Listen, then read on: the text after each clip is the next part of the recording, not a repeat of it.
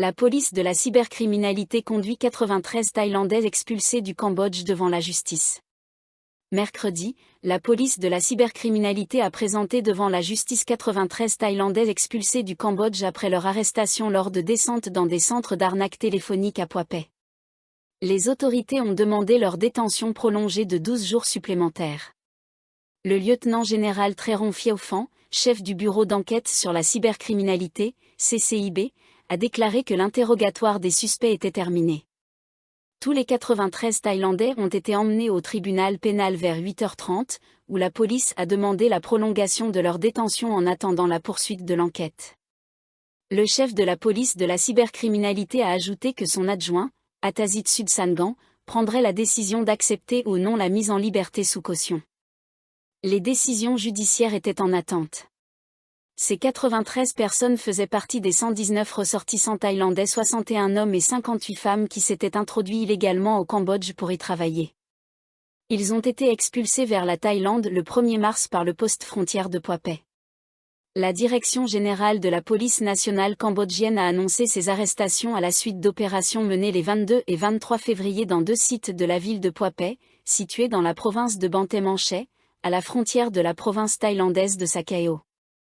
Sur les 230 personnes interpellées, 123 se sont déclarées de nationalité thaïlandaise, mais seuls 119 ont pu être confirmés comme tels.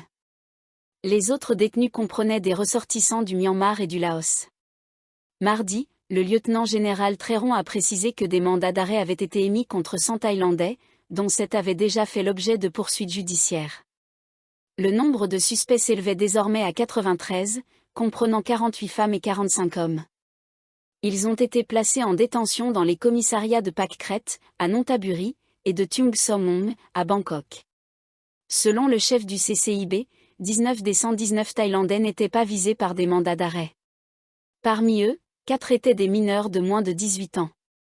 Les 15 autres n'ont pas été identifiés comme membres des réseaux d'arnaque téléphonique, mais avaient été arrêtés dans un autre bâtiment. Toutefois, ces 15 individus étaient impliqués dans l'exploitation de sites de jeux d'argent en ligne au Cambodge, a indiqué le chef du CCIB. Le DSI déterminé a statué sur une enquête sur les élections sénatoriales malgré l'opposition du Sénat.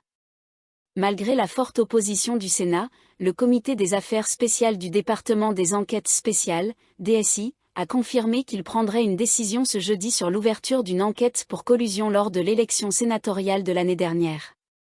Présidé par le vice-premier ministre Fintam Wechayachai, le comité devait initialement rendre sa décision mardi dernier, mais a reporté l'examen pour approfondir l'analyse du dossier. La commission électorale, EC, a été invitée à fournir des informations mercredi. Le ministre de la Justice, Tawe Sodsom, également membre du comité, a affirmé que la réunion de jeudi ne devrait plus être ajournée. Le colonel de police Tawe, qui supervise le DSI, a précisé que si le comité acceptait le dossier, une équipe d'enquêteurs spécialisés serait mise en place pour travailler en collaboration avec les procureurs. En cas de rejet, le dossier pourrait être transféré à d'autres agences compétentes. Les plaintes pour manipulation des votes ont été déposées par des candidats malheureux, reprochant à la commission électorale sa lenteur à agir. Les accusations viseraient un groupe de sénateurs surnommé le Bloc Bleu, réputé proche du parti Bumjt, BJT, membre de la coalition gouvernementale. Face aux soupçons du DSI concernant une éventuelle fraude lors du scrutin sénatorial, le Sénat a menacé de demander la révocation du colonel de police Tawe. Celui-ci avait précédemment rejeté une pétition du Sénat réclamant son départ pour abus de pouvoir, affirmant que l'enquête du DSI n'avait aucune motivation politique. Le colonel Tawe a précisé que certaines des accusations liées aux élections relevaient du code pénal et devaient donc être traitées par le DSI. D'après les premières investigations du DSI, des groupes influents auraient orchestré des activités illégales. L'agence examine actuellement si ces actes peuvent être qualifiés d'association criminelle. Le ministre a ajouté qu'aucun membre du comité n'avait remis en cause les conclusions préliminaires du DSI, qui laissent entrevoir des motifs suffisants pour une enquête officielle. Lors d'une session parlementaire mardi, des sénateurs du Bloc Bleu ont vivement critiqué le ministre de la Justice et le DSI pour cette enquête en préparation. Le général de police Chatrawa Semphae, sénateur et président du comité sénatorial chargé des affaires des agences indépendantes, a accusé le DSI d'être soumis à des ingérences politiques, bien qu'il soit censé traiter des affaires criminelles complexes. Il a également reproché au ministère de la Justice d'avoir accordé un traitement de faveur à l'ancien Premier ministre Thaksin Shinawatra lors de sa détention à l'hôpital général de la police.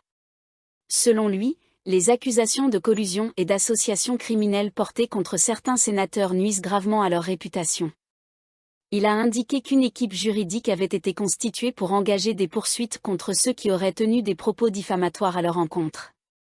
Le ministre de la Justice et le directeur général du DSI tiennent des points de presse quotidiens sur cette enquête, ce qui alimente les soupçons d'un ciblage spécifique des sénateurs du Bloc bleu, a déclaré le général de police Chatrawa.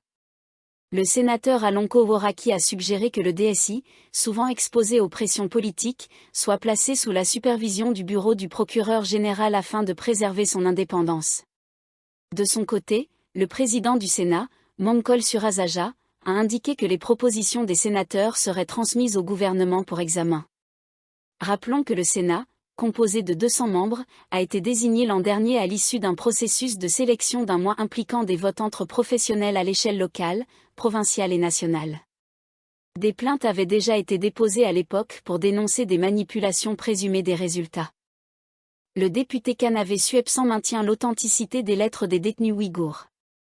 Mardi, le député du Parti Fer, Kanavé Suepsan, a réaffirmé que les 3 lettres qu'il affirme avoir reçues de détenus ouïghours en Thaïlande sont authentiques. L'une de ces lettres indiquait que les détenus avaient supplié la première ministre Paetongtarn Shinawatra de les envoyer dans un pays tiers, mais surtout pas en Chine.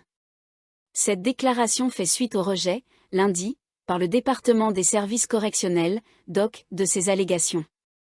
Le DOC, après une enquête menée à la prison centrale de Phnom Penh, a affirmé ne disposer d'aucune preuve confirmant l'authenticité des lettres. Les détenus ouïghours auraient nié les avoir écrites en novembre dernier, date avancée par M. Kanavé. Les autorités pénitentiaires ont également comparé l'écriture des détenus avec celle figurant sur les lettres reçues par le député et ont conclu qu'elles étaient totalement différentes, a indiqué le DOC. Vendredi, M. Kanavé avait rendu public 2 des lettres, qui auraient été écrites par les détenus pour demander l'aide du Haut-Commissariat des Nations Unies pour les réfugiés et de la communauté internationale afin d'éviter leur envoi en Chine, craignant pour leur sécurité. Une 3e lettre aurait été adressée directement à la Première ministre, lui demandant d'intervenir pour qu'ils puissent être réunis avec leurs familles, qui auraient obtenu l'asile en Turquie. Je n'ai jamais affirmé que ces lettres avaient été officiellement transmises par le DOC. Je les ai en réalité obtenues auprès de certains détenus du centre de détention pour immigrés de Suan Phu, à Bangkok, a déclaré M. Kanavé. Selon lui, ces lettres provenaient d'un groupe de 7 détenus ouïghours, dont 5 sont toujours en détention à Suan Phu, tandis que les 2 autres ont déjà été expulsés vers la Chine. Les lettres ont été écrites sur des feuilles de papier portant le tampon officiel du DOC, généralement vendu aux détenus pour 1 baht chacune, a-t-il ajouté. De son côté, le porte-parole du gouvernement, Jireyu Wungsub, a remis en question le fait que M. Kanavé n'ait pas transmis plus tôt la lettre destinée à la Première ministre, alors qu'il prétend l'avoir reçue dès novembre. Il s'est également interrogé sur les raisons pour lesquelles le député a choisi de rendre ses lettres publiques sur les réseaux sociaux récemment, alors qu'il les possédait depuis la fin de l'année dernière. La Thaïlande envisage d'autoriser la vente limitée d'alcool lors des jours fériés bouddhistes. La Thaïlande propose d'autoriser la vente limitée d'alcool lors des jours fériés bouddhistes afin de mieux répondre aux attentes des touristes, marquant ainsi une nouvelle étape dans sa stratégie visant à attirer davantage de visiteurs étrangers.